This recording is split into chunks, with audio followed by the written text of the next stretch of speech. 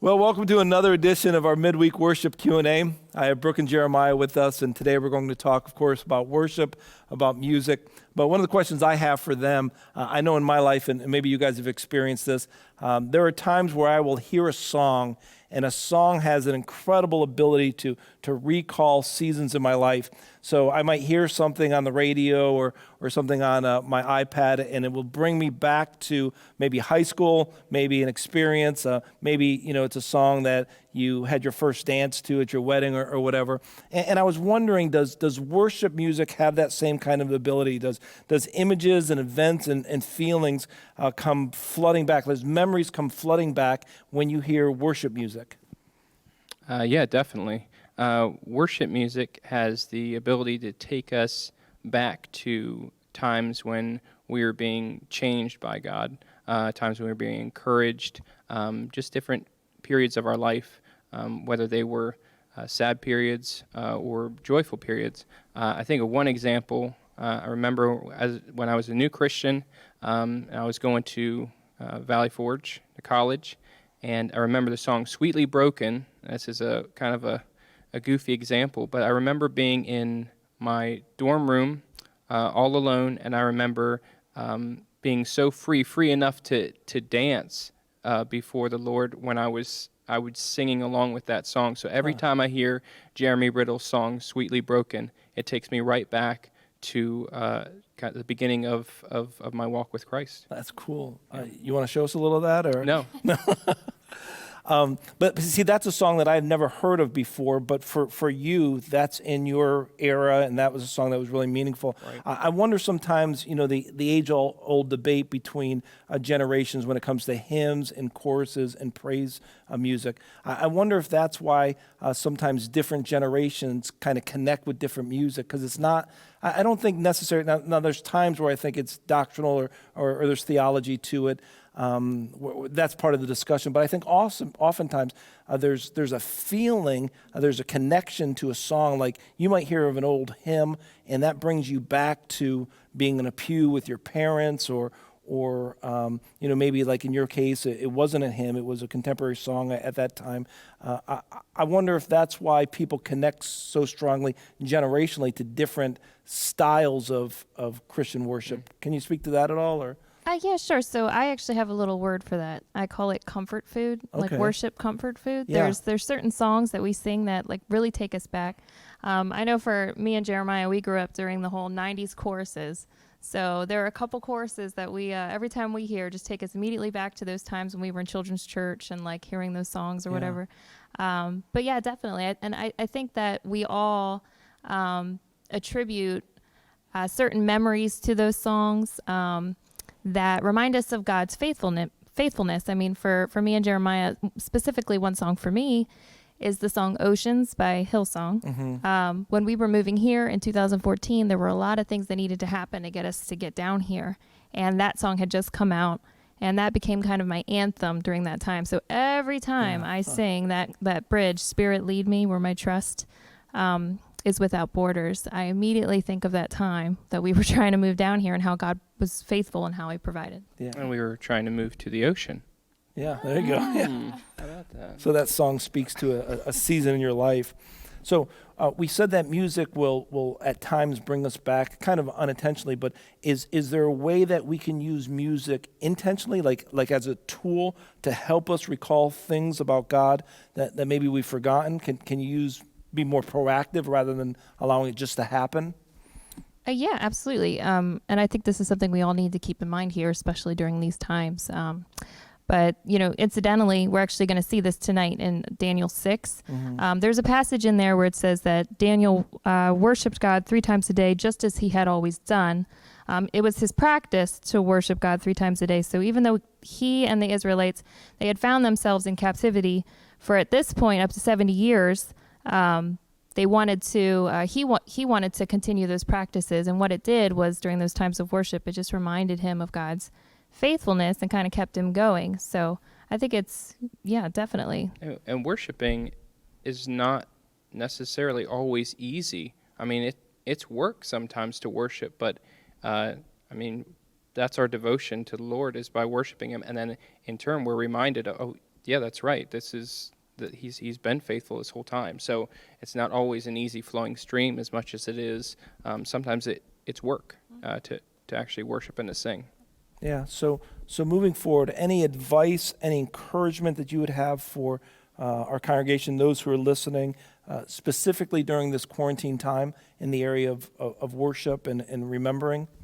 Yeah, absolutely. So I would say, church, just to be faithful in worship. So I know it's so difficult. Believe me, I get it. I'm in the same boat as you. Singing with a live stream on Sunday is entirely different than being shoulder to shoulder with our church family. Just the dynamics are different. Everything's so different. So I would encourage you guys on your own time to think back to those songs that you have attached some nostalgia to, right? So the songs that God has used in your past to speak to you, maybe to get you through a difficult time, whatever it is, any songs that remind you of God's faithfulness, and maybe just go back and listen to those and let God remind you of the times that he's provided for you and equipped you and just been with you through all of that. So that's really what our heart is for you in worship, is just to through your worship, let God just speak to you and just remind you of how good he has been. So Good. So song that you selected tonight, and reason behind it? So we're going to sing Remember by Brian and Katie Torwalt. I think the song kind of speaks for itself. So I think just listen in the lyrics and keep your heart open to what maybe God might say to you. Good. And any chance we might see that dance from Valley Forge? Yeah, maybe. All right. So, Yeah. Well, thank you guys so much for taking the time. Thank you for taking the time. And let's remember and reflect as Brooke and Jeremiah lead us in the song.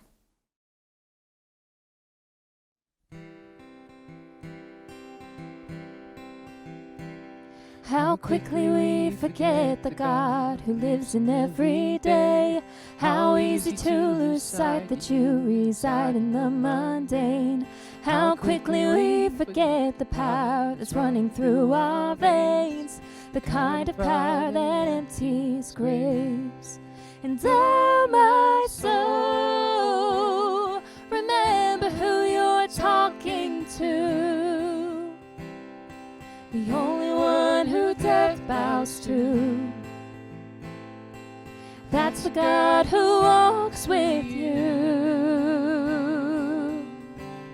And oh, my soul, you know that if he did it then, he can do it all again. His power can still raise the dead. Don't tell me that he's finished yet.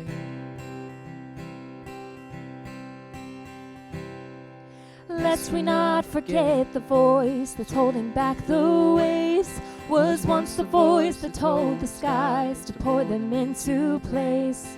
Let us join in endless song of everlasting praise. The only God who empties graves. And oh, my soul, remember who you're talking to. The only one who death bows to. That's the God who walks with you. And oh, my soul, you know that if he did it then, oh, he can do it all again. His power can still raise the dead. Don't tell me that he's finished yet. Oh, he's not finished with us, no. Oh, he has plans for us. His plans for us. Oh, we surrender all we are. Oh. If you broke through the oceans, you can break through these chains. If your word made the mountains, it can move them all the same. If death fell before you and it's still on its face, then the power that raised raised you is about to move again. If you broke through the oceans, you can break through these chains. If your word made the mountains, it can move them all the same. If death fell before you and it's still on its face, then the power that raised you is about to move again. It's about to move again. And oh my soul, remember who you're talking to, yeah. The only one who death bows to. That's the God who walks with you. And oh my soul, you know that if he did it then, he can do it all again. His power can still raise the dead. Don't tell me that he's finished yet.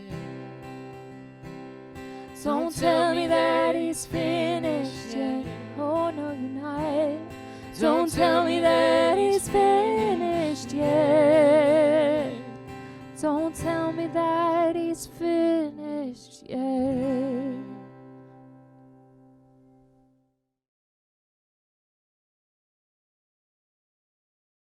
So we turn this week to the chapter in Daniel that is probably the most famous chapter in the entirety of the book, one of the most famous chapters in the entirety of Scripture.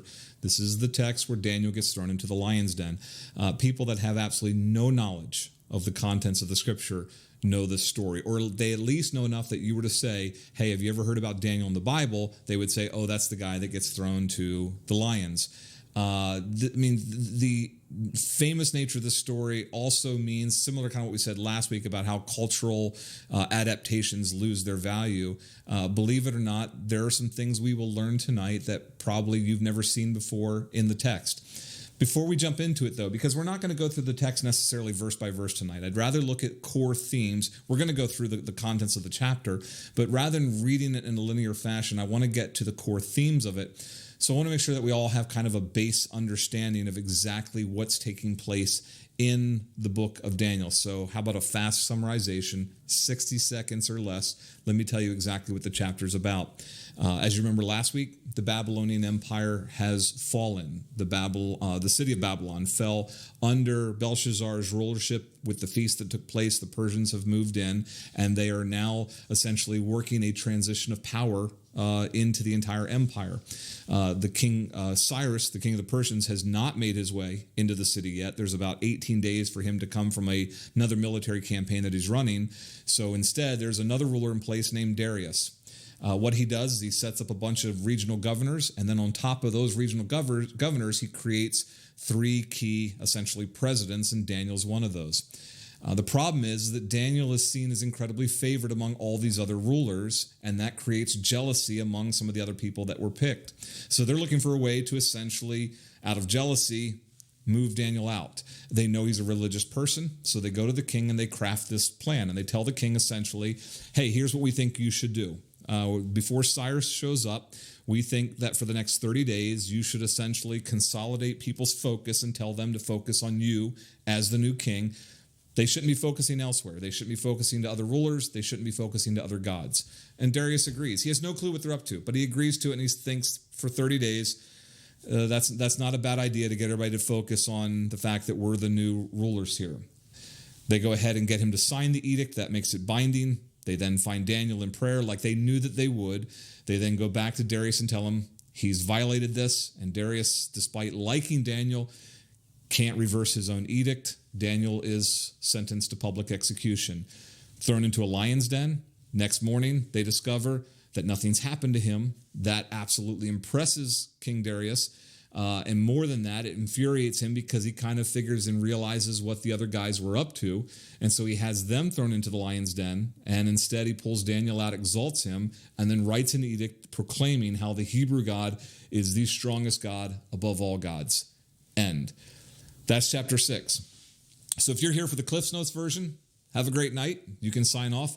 For the rest of us that want to go a little bit deeper in the text, let's jump into it and go through it. And I want to show you some core themes that we need to pick out that are imperative for us to learn before we get into chapter 7. Chapter 7 is where Daniel's going to begin having his visions about the end times. These visions will also play as key interpretive lenses for the book of Revelation. But what we need to know in chapter 6 is especially, the entirety of chapters 1 through 6, but chapter 6 is really kind of the forward into those visions, and we want to go through that. So what we want to do is we want to look at 4 key themes in interpreting the text of Daniel chapter 6. And again, when we say 4 key themes, we don't mean that there's 4 sections of the chapter or that Daniel wrote it in 4 sections. That's the way that an author, a teacher, a preacher, a pastor, when they say things like 3 steps or 5 stages, that's just the way that we're segmenting up the text to help us as students kind of learn it better. So 4 key themes that we want to see in Daniel chapter 6. Here's the first one. The first theme is that it's going to teach us that God's larger plans are often not easily seen. God's larger plans are often not easily seen. I think one of the things that's going to be fascinating for us as students of the text is going to be to learn that Daniel has actually almost no role in this story at all. In fact, in the entirety of the chapter, Daniel has exactly 1 line of text, 1 line of spoken text, and that's at the very end of the chapter after everything has transpired. Ordinarily, think about it. When it comes to major motion pictures, whatever kinds of movies you like, the person that only has 1 line in the entirety of the script, that's rarely a major character. And the same is true here. What you're going to learn in this chapter is that Daniel has little to nothing to do with the entirety of the story.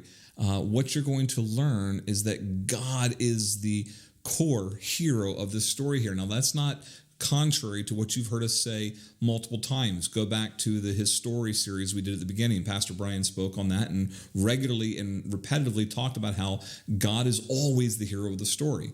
And that's true. God is always the hero of the story. I'm simply highlighting that in Daniel chapter 6, that becomes all the more true because Daniel really kind of fades into the background as a passive character, despite the fact that this chapter seems to always put him front and center and put the lion's den as sort of the core of the text. And it really isn't.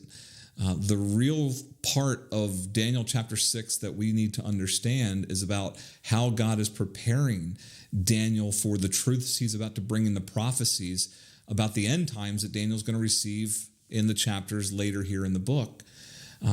So that's the first thing we want to understand here is that despite us all knowing about Daniel in the lion's den, that's really not the most important part of the chapter. There's a couple of quick historical notes that I do want to pull together because it's going to just make the story seem all the more realistic to us, and not that we have to make it realistic, but it always helps to kind of put flesh to the story. The first is this: it is absolutely true that the Babylonian culture was fascinated with lions. Archaeological work in the ruins of Babylon consistently found lions as part of the engravings and decorations and the bricks in the walls of the city. In fact, one massive structure that was at the sort of, not central, but the front central part of the city as you entered in was this massive structure called the Ishtar Gate. It was this huge arch that was completely inlaid with blue bricks that had like a blue glaze that had been baked onto them in the kiln. And in these blue bricks were all of these massive engravings of animals, predominantly lions, because that's what the Babylonians like to present as sort of a symbol of power. And so the concept that lions played a massive role throughout the city is not exaggerated.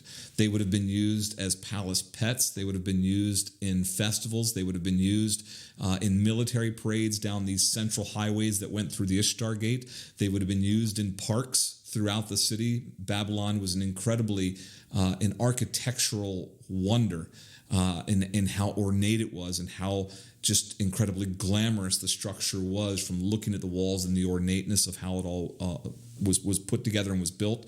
And so lions were a huge part of that. And so the concept of a den or a massive central complex of cages where these lions would have been kept, where there would have been zookeepers on staff to handle these things. That's all part of the historical record, and it all makes sense to the story here.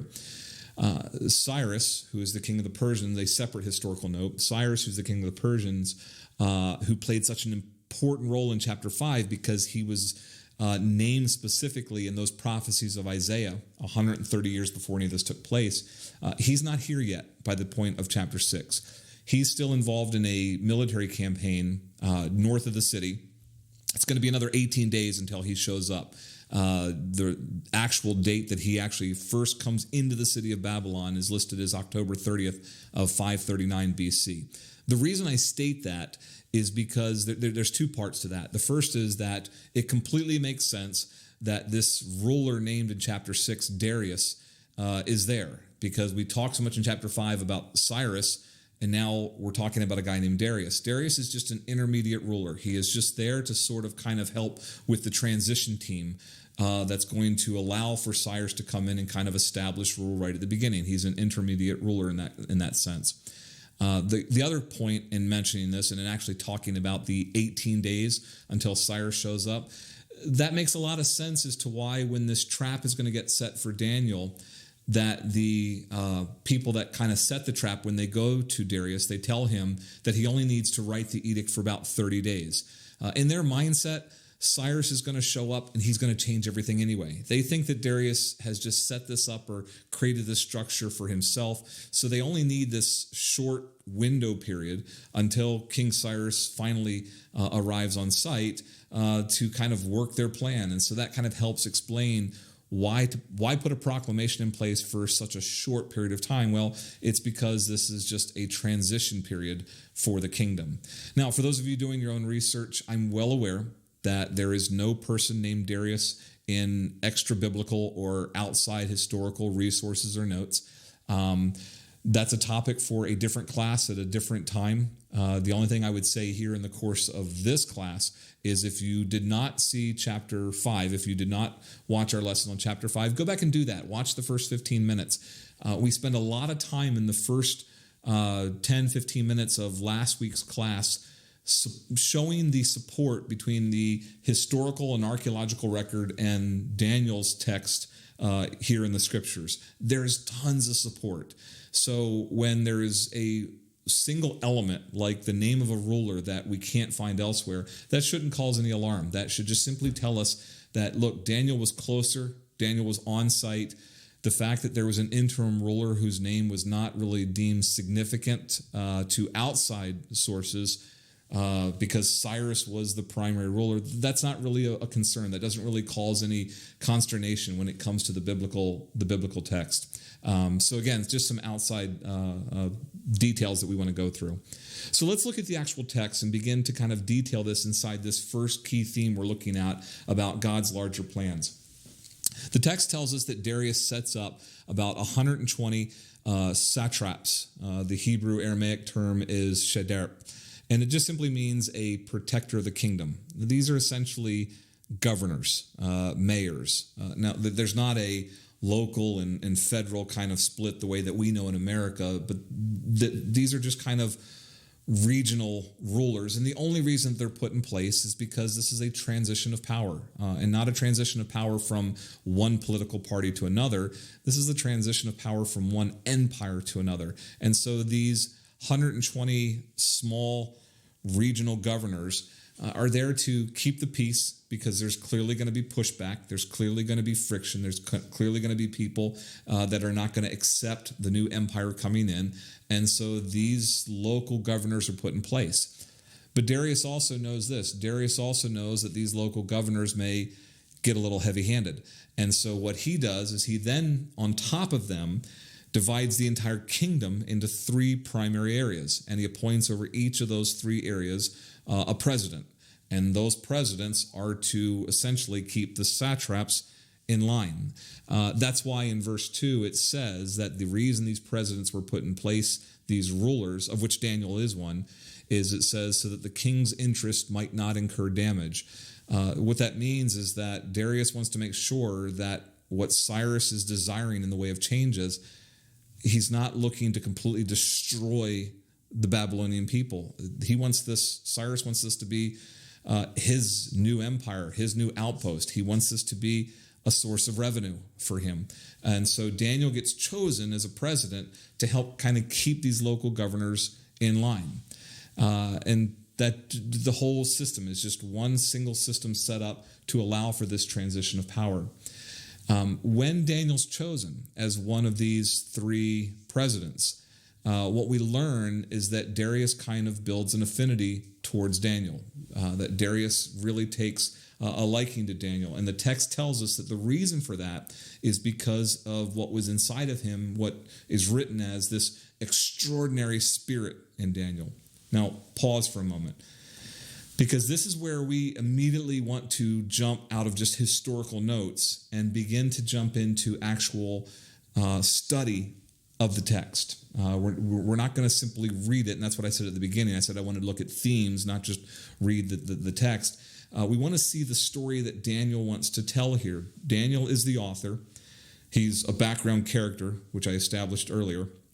But there's a story he wants to tell here, and the phrase extraordinary spirit should stand out. For starters, as you're reading that, you would want to ask, what does that mean? What is an extraordinary spirit? Is he just a likable guy? And why is Daniel writing that about himself? It sounds kind of pompous, doesn't it? It sounds kind of arrogant that Daniel would write about himself, that he was liked by Darius so much because of his extraordinary spirit. Those are all relevant questions that are fair to ask of the text. Don't ever be afraid to ask those kinds of questions. Don't think, well, it's the Bible, I can't think of Daniel as an arrogant individual. Ask the question, because those questions are going to lead you into the study of what it is that you need to understand. The disciples were not afraid to go to Jesus and ask Jesus, hey, what did you mean by that? Don't be afraid to come to the text and ask those texts here, because what you're going to learn, what we're going to learn tonight, is that this phrase is neither one of self-gloating or self-accommodation. The phrase is intended to actually have the reader think back to chapter 1 and then again to chapter 4.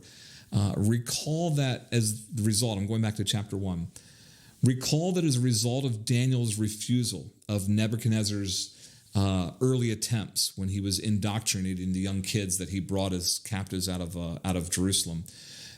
Remember how Daniel refused to take the food from the royal table, he and his three friends. And then it tells us in chapter 117 that God gifted him, Shadrach, Meshach, and Abednego, that God gifted them with this spiritual gifting of knowledge and wisdom and insight. And then later in chapter 4, Nebuchadnezzar is going to reference this incredible trait in Daniel. Nebuchadnezzar is going to recognize this gift in Daniel of this spiritual, just this incredible insight and knowledge and capacity to understand things in text and to have wisdom and insight, not just the translation of visions, but just his overall just competency and wisdom. Nebuchadnezzar realizes this is beyond normal, this is beyond natural. And so Nebuchadnezzar phrases it and gives the phrase to this about Daniel and says that Daniel has the spirit of the holy gods. That's how Nebuchadnezzar phrased it. So what Daniel's saying in chapter 6, when he uses this phrase, this extraordinary spirit, is he's saying that this elevation he received here under Darius is not based on anything other than this same spiritual gifting God placed in him. In other words, this is God's work in him. This was not his leadership skills. This was not because he had incredible charisma. This is not a story about Daniel coming up in the ranks.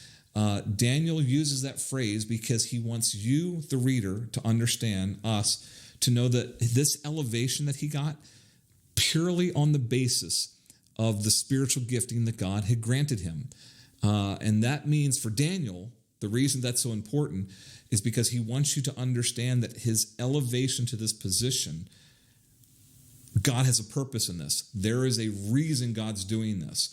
God has allowed Daniel to be elevated into this position for a reason. Daniel did not get there by his own doing. Daniel did not get there by his own making. This wasn't because he's a hard worker. This is God's doing something in the process. Why is that such a big deal?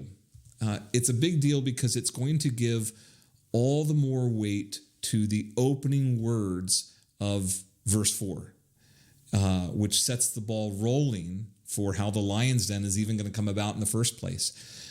In verse 4, which the NIV reads the Hebrew there as "at this," but I like the NET's translation a lot better of the Hebrew. The NET reads the opening of verse 4 as "consequently," meaning that on the basis of God putting Daniel into leadership, as a result of that, these other leaders are going to plot him harm. That's key. I'm just going to pause to make sure that we all get that. Daniel is intentionally saying that the plotting that took place against him was as a consequence of the fact that God had put him in leadership for a purpose. He's connecting the two. In other words, that there's something about God's purpose that consequently drew up these leaders to do this essentially evil deed. The reason I say it's key is that from an earthly standpoint, we might read verse 4, and if we're not really paying much attention, if we're just trying to read the text for devotional purposes, we might think that it was simply because he had been promoted and favored by Darius, that was the reason they had decided they were going to take Daniel down. Meaning that, well, they're jealous, so they're just going to do something about it. But Daniel wants us to see something deeper in the text. Daniel, by listing specifically the extraordinary spirit in him, he wants us to see it as he did. For Daniel, it was because God had placed him in this position that everything you're about to read happened. For Daniel, God is setting this entire thing up. Now, quick lesson in interpretation. We're still under our first theme, but I want to just kind of give a quick lesson about interpreting the Old Testament, specifically about Old Testament prophecies. This is going to run completely counter to how we think as Christians in America today. You have heard me speak frequently on the dangers of what I call eisegesis, or that's just a Greek term for reading something into the text, and it's incredibly dangerous when it comes to biblical interpretation. It means that we read something into the text of the scriptures on the basis of a belief, a behavior, a bias that we carry internally. And here's why it's dangerous, because often we have no idea that we're even doing it without God's help in illuminating that. I mean, chapter 6 is going to be one of these places, but from just a biblical standpoint, this is the reason that it is a spiritual exercise. If ever I give the impression that it's academic, then I beg your forgiveness as students. Reading the scriptures is first and foremost a spiritual exercise. And what I mean by that is not, that God's just going to give you some amazing supernatural revelation. Oftentimes, what God does for us as students of the text first is, before he shows us the meaning of the text, he oftentimes reveals things in us that need to be stripped out before we can come to the text. Because if we don't, then sometimes, a lot of times, we see things in the text that aren't even there. In this case of Daniel chapter 6, we see Daniel being promoted. We see Daniel being given supernatural wisdom and insight. And a lot of people tend to think, oh man, look at how God's blessing Daniel. We see him going from a captive in Judah in chapter 1 to being nearly put in charge of the entire kingdom in chapter 6. And we tend to think, man, isn't God great? I mean, isn't that just an amazing rags to riches story? And isn't that just like God? But the reason we think that is because that's how we think as Americans. We are raised in a culture that believes in rights. We are a culture that loves progress. We are a culture that completely worships powers of position. For us, think about this. Success and wealth are the signs of success in our culture, in our world. So because Daniel's getting those things, we have a tendency to think, well, that's what the story's about. The story's showing us about how much God is rewarding Daniel, because that's a lot of what we value. We want those things as well. But not for Daniel. For starters, Daniel's been offered those things multiple times throughout the previous 5 chapters, throughout his career. And at no point in time yet in chapters 1 through 5 has Daniel shown any kind of a reflection that that is what he was aspiring to, or that that was God's end game in the entire process. Not at all. For Daniel in chapter 6, God is doing something else. That this isn't about his being rewarded. This isn't about his elevation. For him, to use the language of last week, chapter 5, God is changing the environment around him. And as part of that change, God has allowed Daniel to become a leader. And as a result of that, again, that word consequently, forces are now rising up in opposition to what is happening, and they're beginning to plot against him, that God is drawing them out. So in other words, God, for Daniel, this story is not about God's blessings on Daniel. This story is not about God's rewards on Daniel. This is about God drawing things out. This is about God setting up things and having a purpose and a plan. Think about this from Daniel's perspective, and we're going to see this as we go into it. These other leaders are plotting a trap for Daniel without realizing that God is actually planting a trap for them. Their choices, their plans are going to be their own spiritual downfall. And for Daniel, his elevation is just God using him for that purpose. Again, I want to use this moment as kind of an interpretive lesson for us to realize that at times we have to take out of ourselves our own cultural values to understand the text deeper. And as further proof that Daniel only wants us focusing on what God was doing, not on any attribute of himself, we're going to go on to our next major theme right now. So if the first theme is that God's plans and ways are not easily seen, and just to capture that again, for Daniel, God's elevation of him is because God is doing something intricately deeper. It's not God blessing Daniel. It's that God has a plan and an agenda, and he's setting that up, and Daniel is just a player in God's plan. That's the first theme of the text, and we're going to flesh that out even more as we get to the end of the text. So don't worry if that's not 100% clear yet. I'm going to wrap it up towards the end of the lesson. But here's the second theme. We want to make sure that we also don't get in God's way when God is doing something larger than ourselves. Whenever we sense that God is doing something bigger than us. And God's Spirit will give us those warnings. So this isn't something we have to kind of pick up out of the air. But key to this text is for us to learn not to get in God's way. As I said at the opening, a key aspect of chapter 6 is that Daniel barely even speaks. Like I said, he has no real significant role other than praying. And think about that. In previous chapters, Daniel dialogues with prison guards. He asks for audiences with kings. We see him go before kings and give lengthy speeches. None of that happens here. None of that. When you examine the entire chapter, Daniel gets only a single line of dialogue. And like I said before, that's at the very, very end after everything has transpired. What's pivotal to the story is what happens when Daniel learns of the king's edict, this whole plan, this trap that's been set for him. Look at the text. It tells us that upon learning of the decree, that Daniel simply entered or returned home and then began praying, it says 3 times a day towards Jerusalem. He would open the window in his area that he lived towards Jerusalem, and he would pray 3 times daily in that direction. Again, contrast this with chapter 1, because in the contrast, you again see how Daniel's taking a back burner role here. I recall in chapter 1 that Daniel learned that he learned that Nebuchadnezzar intended to kill all the advisors. And so what he did was he actually planned for an audience to go before the king. It doesn't even tell us in chapter 1 that God told him to. Daniel just did it. He wanted to do it. He wanted to do something to attempt to save himself, to save his friends. This time, however, even though he doesn't need to go to a prison guard to get permission, Daniel's one of the 3 presidents of the entire empire. Daniel can go and see Darius. He doesn't even need an invitation, but he doesn't even go to the palace. It tells us he simply goes home and enters into prayer. That's it. That's all he does upon learning of this. This supports what I said a moment ago. Daniel knows that there's something larger in play here.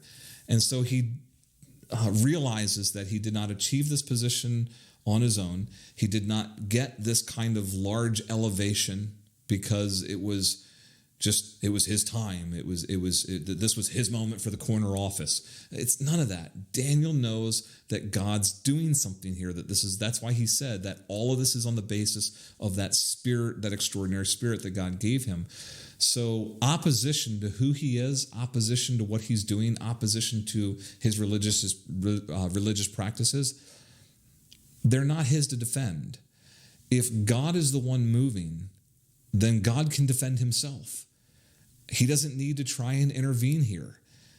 There is something else that God is up to, and Daniel realizes that he would be better served by spending time alone with God to figure that out, as opposed to suddenly jumping into something of human wisdom to try to defend himself or talk his way out of it, or to go and tell Darius to change the edict or to change the proclamation. He doesn't do any of that. What's really important here is the text tells us that this prayer exercise of 3 times a day towards Jerusalem, it tells us that this was something of a regular routine. It tells us actually in the scripture that Daniel had done this as he had done before. That's huge. Daniel's response to this conspiracy against him, Daniel's response to this opposition was simply this: hear me please on this. It was simply to maintain what he had already been doing. Daniel does not do something massively different. Daniel does not run and think that he has to wage some kind of a campaign. Daniel goes home and prays as he had always done. It doesn't say that he went from 3 times to 5 times a day. It doesn't say that he suddenly went into a 24-hour prayer marathon. He went home, he prayed to the Lord, and it says, as he had always done. There's 2 takeaways here under this second theme that I would like to push, teach, encourage you about in your own prayer life. Here's the first one. In your own prayer life, and we're pulling this straight from Daniel 6, part of our study should be application into our own lives. Here's the first one. Have a ritual of remembrance. Have a ritual of remembrance. Here's what I mean by that. As part of this exiled community, and keep that in mind, Daniel is not native to Babylon. He's still here out of exile under God's punishment. And so maintaining these worship times for him was key.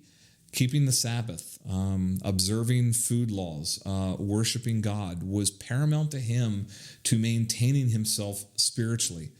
And to do that, listen, facing Jerusalem is not prescribed in the scriptures. This is something that Daniel is doing personally. This is something that Daniel's doing as a means of simply reminding himself where he came from. The 3 times daily isn't even something that's prescribed. We find that hardly anywhere else in the scriptures whatsoever. There's no number prescribed that says you have to do it at this time of the day or you have to do it this many times a day. That's one of the beautiful things about the faith that God has given us. He consistently gives us the freedom to walk with him in a real relationship. There are not these kinds of rituals. These are just things that they work for Daniel. He's going to face Jerusalem because that's going to help him remember where he came from. 3 times a day is just his spiritual regimen. But to worship God daily and to face Jerusalem means that he's doing something about not losing sight of where he came from. He's recalling his own past. I want you to think about the song that Brooke and Jeremiah sang right at the opening of tonight's lesson. Part of the lyrics in that song said this. It said, "How quickly we forget the power that's running through our veins." Man, how true is that? I don't know about for you, but it is for me. I know that one of the things that in my life of walking with the Lord, one of the things that I find myself fairly regularly asking God forgiveness for is when I find myself doubting or I find myself fearing that God's not going to come through on something when he has just proven himself faithful so many times throughout my life. we easily forget the things that God has done for us previously.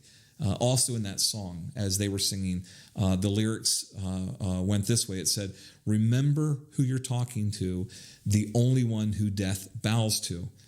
By facing Jerusalem, Daniel is remembering who he's talking to. He's not just praying to a God, he's praying to his God. He is cultivating that extraordinary spirit inside of himself. And so I want you to understand how key this is to our spiritual life, to consistently recall what God has done. So you see, Daniel goes and he opens his window and he appeals. He appeals to the God that preserved them in the original captivity. He appeals to the God who preserved them in the early days of a psychotic king. He appeals to the God who saved his friends from the furnace and who preserved them in the light of the Persian army invading. Using worship as a means of remembering what God has done means you will be all the more able to have faith that God can handle the next big thing coming up. The second thing is to have a ritual of regularity. I know that that's redundant. To have a ritual implies regularity. But I say that with intentionality because I want to reinforce the point. And I want you to grasp this. Daniel's not praying and worshiping in this format suddenly because of the edict. This is not like someone who has a health scare and then decides the next day that they're going to suddenly go and start running 10 miles. Again, notice what the text tells us. This is what Daniel has done every single day. This is what he has always done. There is not some massive alarm on his part. That's pivotal to the text. And I want you to notice something. Notice that we aren't told the content of his prayers here. That part's amazing, but it's also telling for people that are studying the text. What's absent sometimes tells us as much as what's there. In plenty of places throughout the scriptures, we are given entire contents of people's petitions to God. Nehemiah, Job. The entirety of the Psalms are full prayers written by many of them, King David, and others are different psalmists that write those prayers. But not here. Why? Well, because for Daniel, again, like I said, Daniel is intentionally trying not to be the focal point. Daniel doesn't want us to look at his prayers and think that on the basis of the elaborateness or the content or how much he prayed to God, that God responded because of that. Daniel doesn't want to be the focal point, so the content of his prayers, it doesn't matter. This chapter is about what God was doing before Daniel even knew about the trap. So Daniel's part is to simply make sure, Daniel wants you to understand this. For Daniel, when you realize that there are things against you, when you realize that there are elements outside of your control, Daniel just simply does this. He just simply makes sure that he is doing what he's supposed to be doing personally. And for Daniel, that's having a regularity of his own prayer time with the Lord. And the third theme is going to be this, is that God will ultimately reveal what he's doing and show us just how sovereign and how wise he is. God does not keep his plans hidden forever. So if the first theme in the text is that God's plans are not always seen, and then if the second key theme of the text is we should not get in his way, the third is he will ultimately reveal what he's doing to show how wise and how sovereign and how majestic he is. So there's going to be three key things under this. Let me show you three things that Daniel realizes God was doing in the process of what took place in this chapter. Here's the first, that God reaches the one that is seeking him in this chapter. God ultimately reaches the one that he's seeking. Here's what I mean by this. The text tells us that once the king, Darius, realized that his edict had trapped Daniel unknowingly, the king had been bamboozled into this, for lack of better terms. Daniel's someone he deeply respects, and that when he realizes that Daniel is the one that's going to be found in violation of this, the text tells us that Darius determined to rescue Daniel and made every effort until sundown to save him. That's when Daniel was going to be thrown into the lion's den when the sun went down. So the same king that writes it is now trying to reverse it. He knows he can't. Even though he's king, he knows he can't reverse it.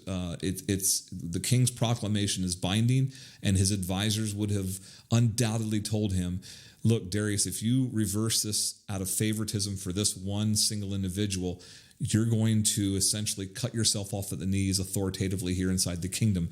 You can't show that kind of favoritism. And so Darius tries to find any way he can, any loophole that he can up until sundown to get Daniel out of this, and he can't do it.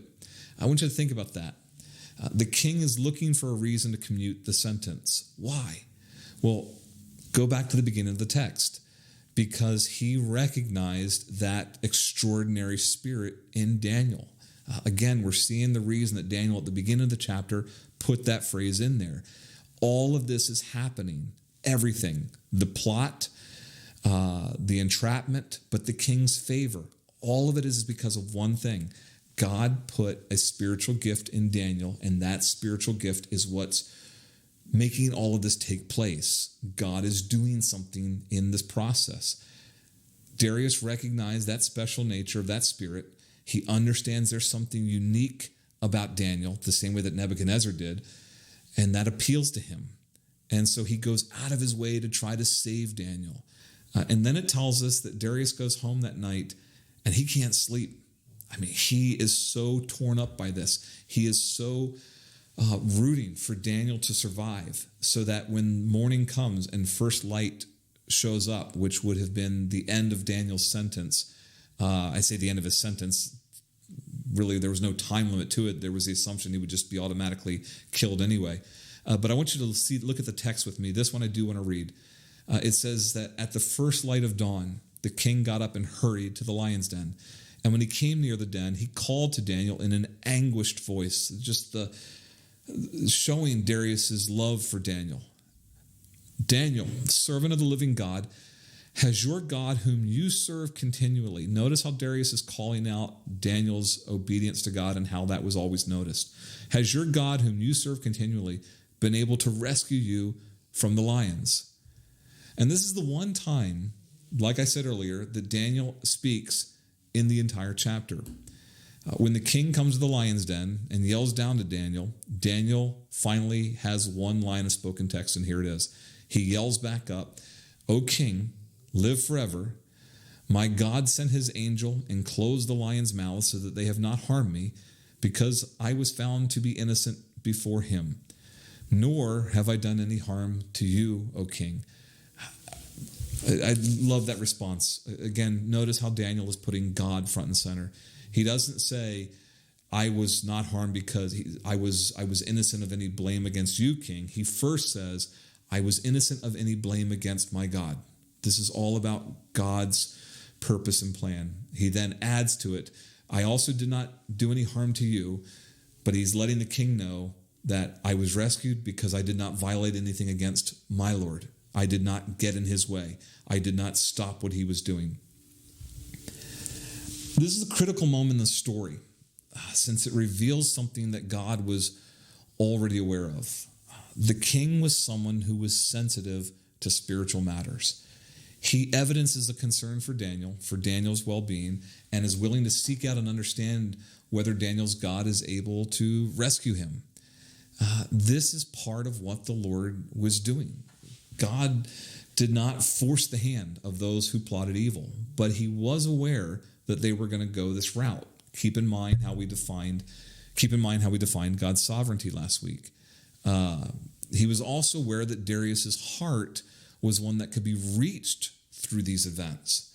So Daniel becomes the one who has to endure the suffering for God to achieve these ends. Listen, this is a difficult topic, and I'm not going to sugarcoat it. I want to reinforce it, and I want you to hear this. God sees a pathway to reach Darius. God sees a pathway to draw out evil, and Daniel is going to be nothing more than a part of God's plan in the process. And in that plan, Daniel's going to have to endure some scary moments in this process, and Daniel's willing to surrender to that. This is what I meant from the beginning, that Daniel in chapter 6, He's just a back player. This is about God reaching Darius. This is not about God elevating, promoting Daniel. This concept that God has pathways to reach people that require at times his own followers to go through difficult times, that's what it means to pick up our cross. Here's the final thing. God will proclaim his name to the world. When God ultimately reveals his plans, he will find the lost, he will destroy evil, and he will also proclaim his name to the world. The story of chapter 6 ends with the king being so overjoyed and fascinated that Daniel survived that he writes an edict, he writes another edict, and he decides to send out this proclamation. And here's how it reads. I want to read the entire thing. It's very, very short. But Darius writes this proclamation and says, I issue a decree that in every part of my kingdom, people must fear and reverence the God of Daniel. For he is the living God, and he endures forever. His kingdom will not be destroyed. His dominion will never end. He rescues and he saves. He performs signs and wonders in the heavens and on the earth. He has rescued Daniel from the power of the lions. Think about it. This is now the second time that an official edict, the first by Nebuchadnezzar, the second now by Darius, has been sent out by a pagan ruler to the surrounding empires, the surrounding countries, the surrounding provinces, proclaiming the power of the God of the Hebrews. Think about this. Pull from the text just how strong our Lord is. He knows in his omniscience that there is an opportunity to turn the heart of Darius. So he grants that Daniel will be brought into a position of promotion, that Daniel will be elevated.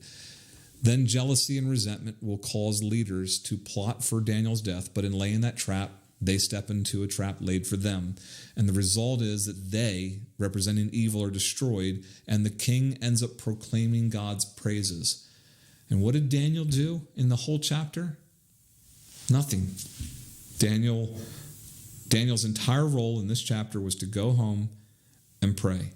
That was it. There was nothing else he did. He never defended himself. He never sought for an audience in the king. He never offered any words prior to being lowered into the pit. Daniel does not even tell us what the contents of his prayers were prior to being sentenced for execution. This entirety of this chapter is about the strength of God's sovereignty and his providence to achieve his ends, even if that means that we have to go through some hard times. This story is about how God remains in control and always comes out the victor. Here's how I want to end tonight's lesson, because like I said, it's a precursor into next week when we begin chapter 7. As I said, this chapter leads us into the prophecies of the end times that Daniel's going to receive. If you haven't picked up on this yet, there has been a constant repetition from chapters 1 through chapter 6 of these encounters that Daniel and his friends have gone through, and how, in spite of all of them, God was able to manage, control, and destroy evil in the entire process and rescue Daniel, to rescue Shadrach, Meshach, Abednego, and also to proclaim his glory in the process. From an execution threat to a fiery furnace, to an empire falling to an outside army, and ultimately to a focused plot to end Daniel's life, where he had to actually go through a sentence of execution. In all of these stories, the theme keeps repeating that God's in control, that God knows how to handle evil, that God knows how to rescue his followers, and that God knows how to draw his own proclamation of praise throughout all of that. God constantly proves that he has the capacity to reverse evil's actions, that God can get evil to destroy itself, to serve his purposes first, and then ultimately to destroy itself. And then God always snatches the victory so that his praises are proclaimed. That is repeated, chapters 1, 2, 3, 4, 5, and 6. Why that constant reinforcement in the book of Daniel? It's because we're about to go into, like I said, chapter 7, where Daniel's going to receive these visions from God about the end times. God has now worked into Daniel's comprehension, and hopefully it has now been worked into ours, how much he is in control. We can't jump into the prophecies of Daniel 7 until this has settled in our spirits. We have to go in with this resounding confidence that God has shown us in chapters 1 through 6 who he is and how he deals with evil. Because the events of Daniel, they're going to play into the events of Daniel's 1 to 6. They're going to play not just into Daniel's visions in chapter 7 and forward. They're also going to play into John's revelation later. There's going to be a reason that references in John's revelation will constantly be made to Babylon and to the fall of Babylon. Inside of Revelation, John will constantly reference those elements. There's going to be a reason that in the end times, John's going to record that the Lord will call for the saint to know what it means to have patient endurance. Again, keep in mind what we just learned, that God doesn't always reveal his plans. He will ultimately reveal them, but his plans are not always known up front, and that oftentimes, just like we learn in Daniel 6, it requires sometimes the surrender and the submission of the saint, but also the suffering of the saint. But God knows what he's doing in that process. And so seeing that in Daniel and knowing how that's going to influence the book of Revelation is going to explain for us why John will say in Revelation that the saint has to know patient endurance. John is going to lean heavily back upon Daniel for how to write his revelation, and that what were the experiences of Daniel, John is going to see those as the experiences of the saint. Daniel's going to see those too. And again, I'm just reinforcing the point. We will go into Daniel's prophecies. We will go into John's revelation. But these themes from chapters 1 to 6 have to be the foundation upon which we're going to stand. And here's the reason. It's because the same God that can trap evil and then convert the lost during Daniel's time will be the same one that can do it universally when we're talking about Satan's works. The story of Daniel is going to allow us to build in a ritual of remembrance. We can call upon the God that did it for Daniel when we start going through it ourselves in our own lives. God needs us to know this, that in the end times, no matter what happens, he is always in control. And if there are ones of us, or maybe many of us as the time grows shorter, who God decides that we also need to go through a lion's den of our own, we need to have the knowledge of the scriptures. We need to have the knowledge that Daniel had. We need to have the prayer life that Daniel had. We need to know that even though God allows us to go through some of the most horrific trials, that if God asks us to run with horses, as we've talked about in our church, he alone is doing something beyond our ability to comprehend. But it's also going to help us to begin thinking of our role in God's plan as more than just, hey, God, give me a promotion. Hey, God, I could use help paying my bills. Hey, God, boy, I'd really like to get this new position of success. Instead, we might begin to become people that actually begin to spiritually sense God leading us into something deeper, where we begin to pray things more along the lines of, God, use me, whatever that means.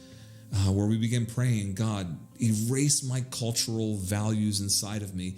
Don't let them interpret your text. Let me see, God, what you ultimately want to do in my life. Listen, because when we let God use us, what we will learn is that what we might initially see as a lion's den may actually be the way he's going to reach a colleague, a family member, a loved one. It may mean that this is how God is going to lead a path to ultimately see evil destroyed. Or it can mean all of those things, but ultimately if God leads us through a pathway of suffering, know this, he is going to draw praise for his name out of it. He will not waste any of it, more than just not wasting it. He is the one that oftentimes plans these things incredibly far in advance. And the text of Daniel gives us the courage to say, God, You have made that same extraordinary spirit you gave to Daniel, you have made that available to us. Lord, fill me with that in my own life so that I can be ready for these moments as well. Well, God bless you, church. Again, like I said, next week we jump into some more difficult texts with Daniel chapter 7 and the prophecies of the end times. By all means, begin to read those well in advance. And hey, one last reminder before I go. A reminder that this coming Sunday, we want to have virtual communion together. We've only done this once so far. We feel like it's time to do it again. So we just want to kind of give you the heads up so that you can get the elements together. If you want to go and grab crackers and grape juice from the grocery store, or if you just want to make sure that you have something there, it's whatever you have available.